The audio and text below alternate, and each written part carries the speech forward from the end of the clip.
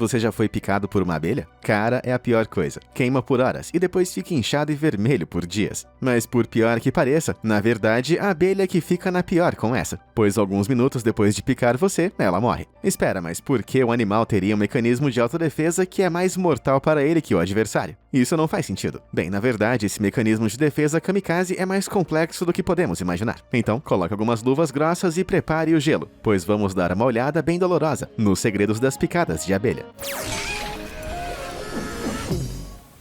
A picada mortal.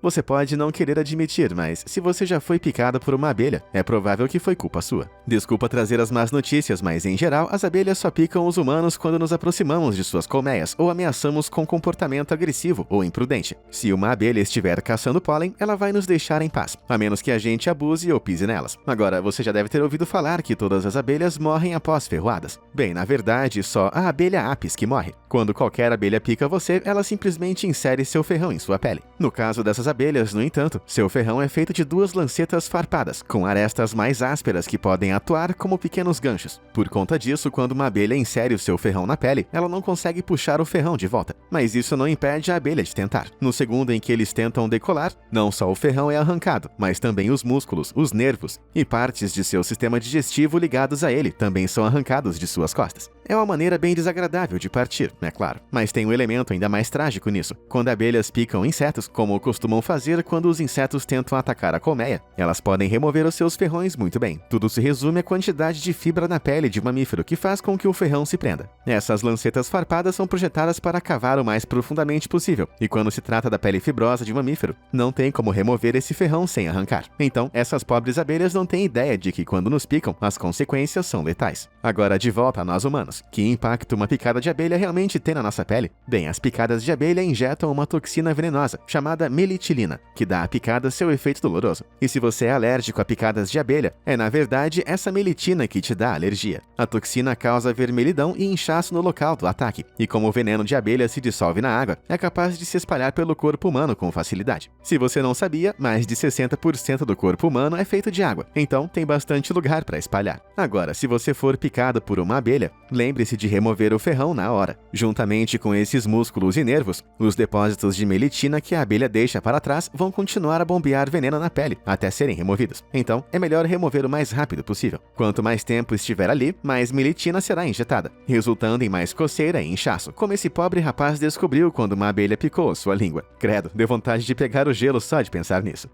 Parece doloroso, mas você sabe o que não dói? Apertar os botões de curtir e se inscrever. Tudo feito? Excelente! Agora vamos responder a pergunta que não quer calar. Por que elas decidem picar? E como lidam com parasitas que vivem no bumbum como esse da thumb? Fique por aqui para descobrir. Abelha sem ferrão. Agora, para quem tem pavor de abelhas, o que estou prestes a dizer pode soar como uma piada. Muitas abelhas são realmente incapazes de picar. Isso mesmo. Todas as abelhas macho e muitas abelhas fêmeas, de várias famílias de abelhas diferentes, simplesmente não podem picar. Na verdade, os Andrenidae são uma família inteira de abelhas cujos ferrões são tão drasticamente reduzidos que não poderiam picar nem se quisessem. Tem também outro grupo de abelhas chamado Meliponine, também conhecido literalmente como abelhas sem ferrão. Estas tendem a ser encontradas em regiões subtropicais como Austrália, África, Sudeste Asiático, partes do Brasil e México. Na verdade, a maioria das abelhas da América Central nem tem ferrão. Então, se você realmente odeia picadas de abelha, agora você sabe para onde ir nas férias. Então, sem um ferrão utilizável, como essas abelhas se defendem? Bem, assim como muitos outros insetos, elas mordem. No entanto, assim como seus primos que picam, essas abelhas vão usar a sua mordida para se agarrar ao inimigo até a morte, deles ou do inimigo. Então, elas são tão kamikazes quanto aquelas com ferrões. Pensando bem, eu retiro o que eu disse sobre aquele destino de férias, afinal. Nenhum lugar é seguro. Assim como abelhas normais, colmeias daquelas sem ferrão são conhecidas por possuírem entre 3.000 e 80.000 trabalhadores. Dito isso, apenas um pequeno número de espécies de abelhas sem ferrão produz mel suficiente para ser cultivado por humanos, mas isso não significa que não encontramos uso para elas. Por conta de sua natureza relativamente inofensiva, muitas pessoas, especialmente aqui no Brasil, optam por manter abelhas sem ferrão como animais de estimação. Então, se você está procurando por um bichinho, mas não gosta de nenhuma das opções tradicionais, uma colônia de abelhas sem ferrão pode ser o que você procura. Não precisa levar para passear, limpar cocô, e você até ganha um pouco de mel grátis no fim das contas. De repente, meu cachorro ficou parecendo um investimento meio ruim. Por dentro da picada.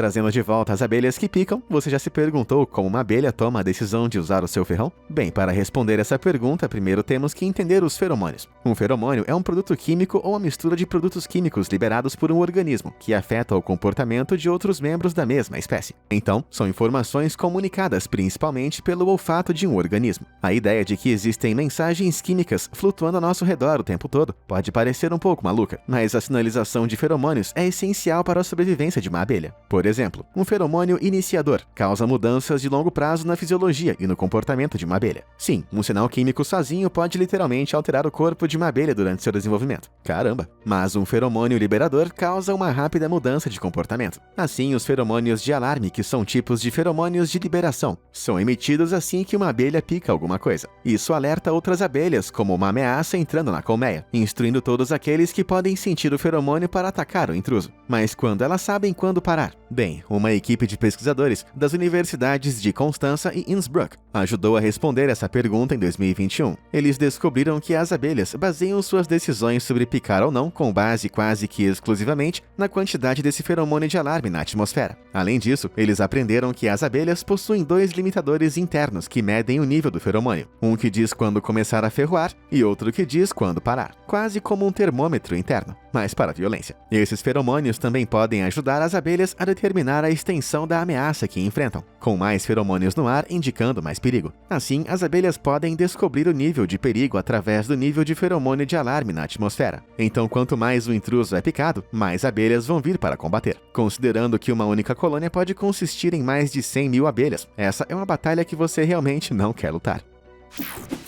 Abelhas assassinas.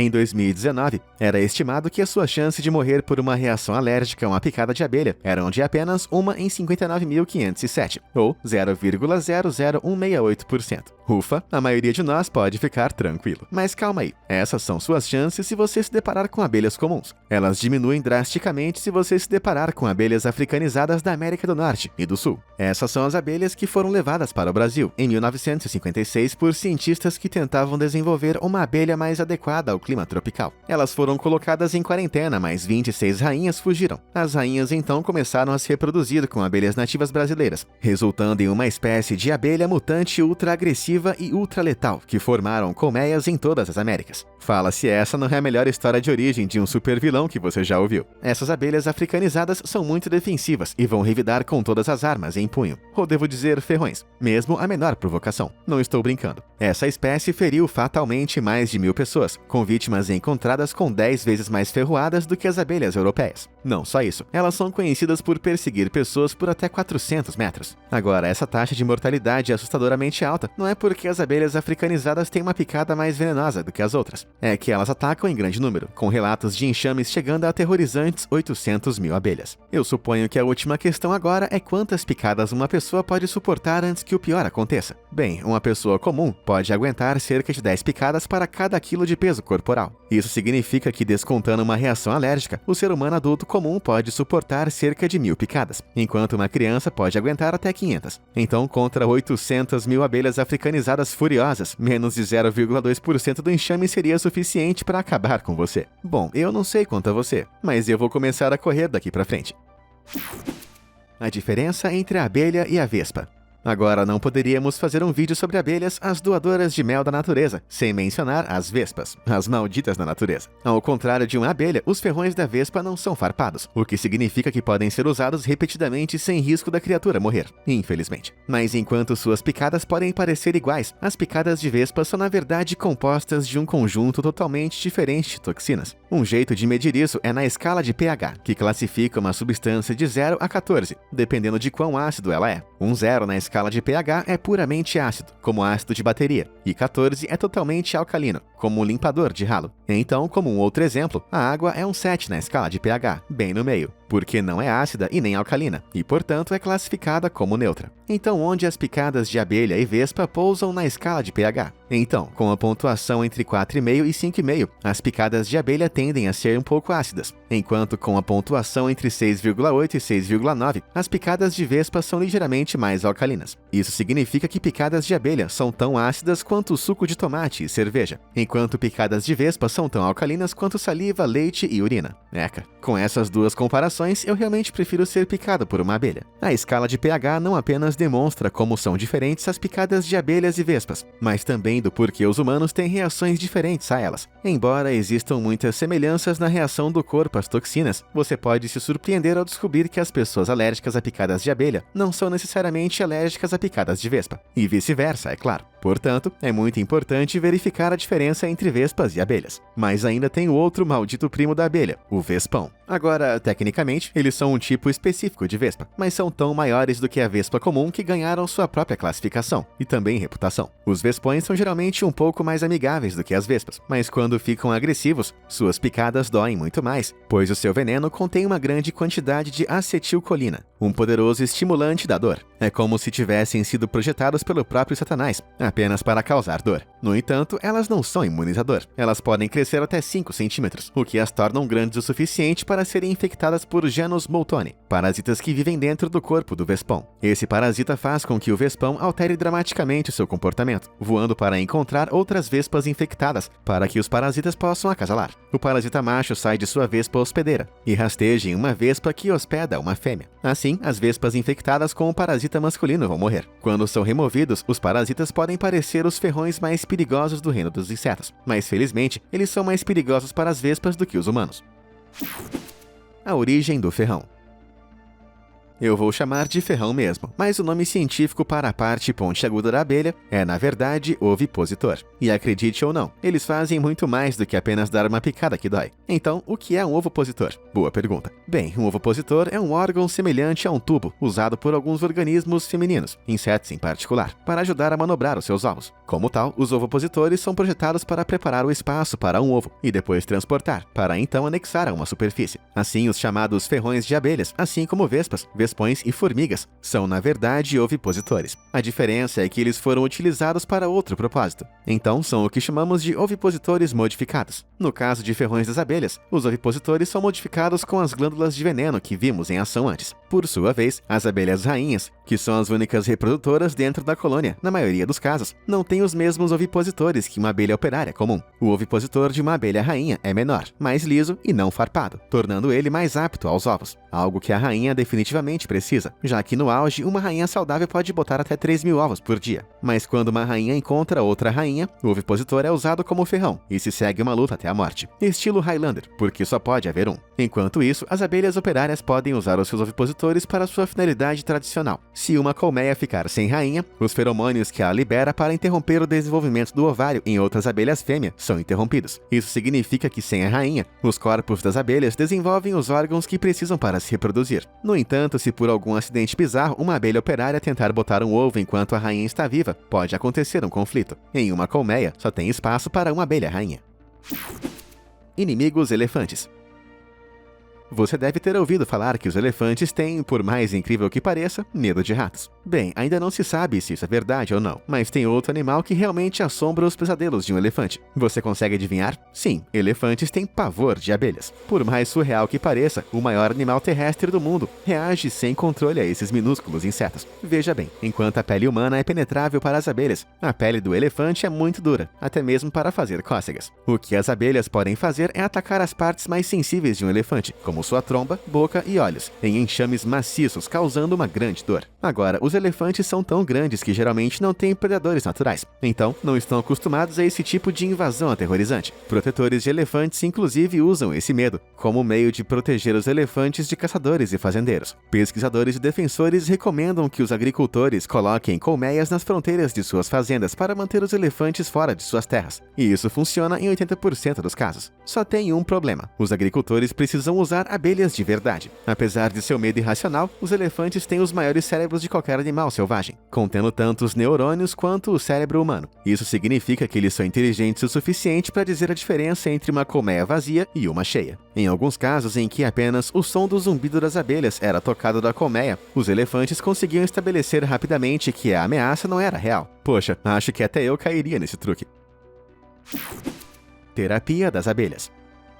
Você pensaria, depois de tudo que aprendemos, que a maioria das pessoas ficaria o mais longe possível de uma picada de abelha. Bem, se você pensa isso, eu vou surpreender você, pois algumas pessoas acham que picada de abelha faz bem. Estou falando de apiterapia, também conhecida como terapia com veneno de abelha, que é o nome de tratamentos médicos administrados através de picadas de abelha. A terapia com veneno de abelha pode envolver receber até 40 picadas em uma única sessão. O gelo é usado para anestesiar a pele e reduzir a dor. A lógica por trás da apiterapia é que as picadas de abelha causam inflamação e, portanto, desencadeiam uma resposta anti-inflamatória no corpo. Isso pode beneficiar pessoas com condições musculares, como a esclerose múltipla. Mas outras pessoas gostam porque, onde quer que tenha uma moda maluca de saúde, tem um grupo de pessoas ainda mais malucas em tratamento. Em 2005, um teste clínico comparou pessoas com esclerose múltipla, que receberam terapia com veneno de abelha toda semana, com aquelas que não receberam tratamento. Após 24 semanas medindo elementos como fadiga e qualidade de vida, os resultados chegaram. E rufem os tambores, absolutamente nenhuma diferença foi encontrada. Bom, eu já vou indo, porque eu preciso correr aqui para o meu tratamento de apiterapia. Quem diria que teria tanto por trás de uma pequena picada de abelha? E você, já foi picado por uma abelha? Ou tem alguma história incrível sobre picadas? Conta aí nos comentários abaixo. Obrigado por assistir e até a próxima!